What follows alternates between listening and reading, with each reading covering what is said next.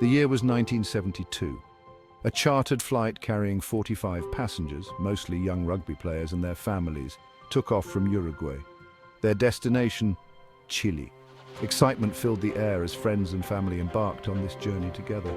Little did they know fate had a cruel twist in store. Their flight, forever etched in history as Uruguayan Air Force Flight 571, was destined for tragedy. The flight was routine at first. They soared above the majestic Andes Mountains. Unseen, treacherous weather loomed. High winds, blinding snow, and dense fog conspired, creating a deadly trap. The pilots, experienced as they were, found themselves battling forces beyond their control. The passengers, unaware of the impending danger, continued their conversations, their laughter echoing through the cabin. They were on the precipice of an ordeal that would test the very limits of human endurance. The plane bucked violently. Oxygen masks dropped from overhead. Panic surged through the cabin. Passengers gripped their seats, their hearts pounding in their chests. Outside, the world was a blinding white chaos of snow and wind. Then, with a deafening roar and the screech of metal, the plane slammed into a mountainside. The impact ripped the fuselage apart, tossing passengers and debris across the icy slopes. The world turned upside down. Silence descended, broken only by the groans of the injured and the eerie whistling of the wind.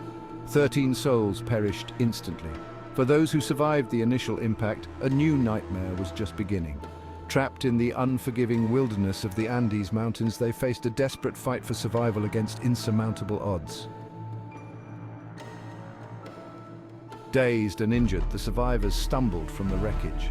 The biting cold pierced through their thin clothing. The air was thin, making every breath a struggle. They huddled together for warmth amidst the scattered debris and the bodies of their friends and loved ones. The reality of their situation sank in.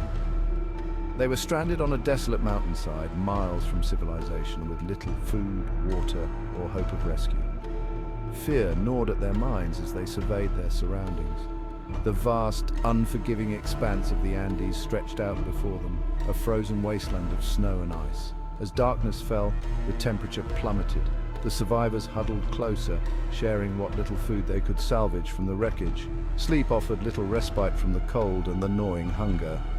They had survived the crash, but their ordeal was far from over.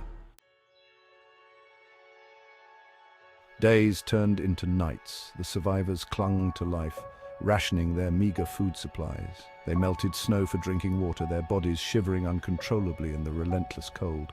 The harsh conditions took their toll. Injuries festered and weakness set in. Hope dwindled with each passing day. Search parties scoured the mountains, but the wreckage hidden in a remote valley remained undiscovered. The survivors listened desperately for the sound of engines, but only the wind answered their prayers. They faced a grim choice: starve to death or find a way to survive by any means necessary. Driven by the primal instinct to live, they made a decision that would forever haunt their memories. Section 5. A glimmer of hope.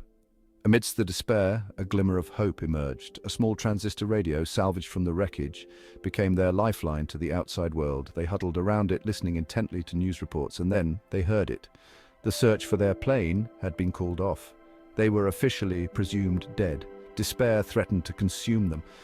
But then something remarkable happened. Instead of succumbing to hopelessness, they found strength in each other.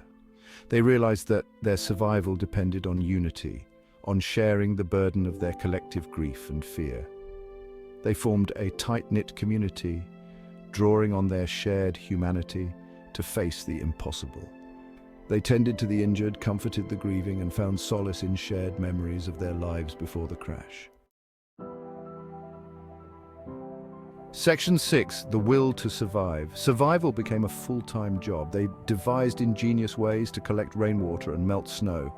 They fashioned crude snowshoes from the plane's wreckage to navigate the treacherous terrain. They scavenged for any scraps of food they could find, their bodies growing weaker with each passing day.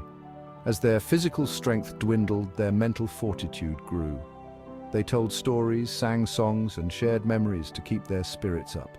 They clung to the belief that they would be rescued, that their families had not given up hope. Their will to survive was tested time and again. Avalanches roared down the mountainsides, Burying their fragile shelter in tons of snow, they dug themselves out, their bodies battered and bruised, their spirits unbroken. Section 7. Cannibalism. The unthinkable became reality as their food supply dwindled to nothing. Faced with starvation, they made the agonizing decision to consume the bodies of their deceased companions. It was a gruesome necessity, a testament to the depths of human desperation in the face of unimaginable circumstances. The decision was not made lightly. It was a matter of survival, a way to honor the sacrifice of those who had already perished. They believed that by consuming the flesh of the dead, they were keeping their spirits alive, carrying them on their backs as they continued their fight for survival. The experience left an indelible mark on their souls, a chilling reminder of the fragility of life and the lengths to which humans will go to survive. Section 8. A desperate plan. After weeks of desperate survival, they intercepted a radio transmission. Civilization was tantalizingly close, but the Andes Mountains stood between them and rescue. They knew that time was running out. They had to take matters into their own hands. Two of the strongest survivors, Nando Parrado and Roberto Canessa, volunteered for a perilous mission. They would trek across the treacherous mountains, guided only by a rudimentary map and their unwavering determination to live. Their journey was a testament to the indomitable spirit of man. They battled freezing temperatures, treacherous crevasses, and their own dwindling strength. They climbed for days, their bodies pushed to the very limit. Section 9. Rescue at last. After 10 grueling days, Nando and Roberto stumbled out of the mountains. They had reached civilization. Their incredible story made headlines around the world, a testament to the resilience of the human spirit. Rescue helicopters were immediately dispatched to the crash site. The world watched in awe as the surviving passengers, emaciated but alive, were pulled from their icy prison. After 72 days of unimaginable hardship, they were finally going home. The reunion with their families was a moment of pure joy and overwhelming relief. But the ordeal had left its mark. They bore the physical and emotional scars of their experience, forever bound by the shared trauma of those harrowing 72 days. Section 10. Life after the Andes. The survivors of Flight 571 returned to a world that struggled to comprehend their ordeal. They were hailed as heroes, their story a beacon of hope in a world often defined by tragedy. But their journey was far from over. They faced a long and arduous road to physical and emotional recovery. Many struggled with survivors' guilt, haunted by the memories of those who had perished.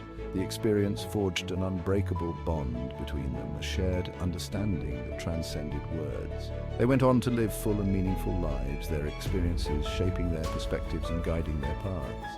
They became doctors, lawyers, businessmen, and community leaders, their resilience a testament to the enduring power of the human spirit. Section 11. Unsolved secrets and unanswered questions. The story of Flight 571 continues to captivate and intrigue the world. It is a tale of survival against all odds, of courage, resilience, and the extraordinary strength of the human spirit. But it is also a story shrouded in mystery, with unanswered questions that linger to this day. How did the pilots, experienced aviators, make such a fatal navigational error? What factors contributed to the crash? And how did a group of ordinary individuals find the strength to endure such an extraordinary ordeal? The answers to these questions may remain elusive, lost to the passage of time and the unforgiving wilderness of the Andes Mountains. But the legacy of Flight 571 lives on, a testament to the enduring power of hope, courage, and the unbreakable bond of the human spirit in the face of unimaginable adversity.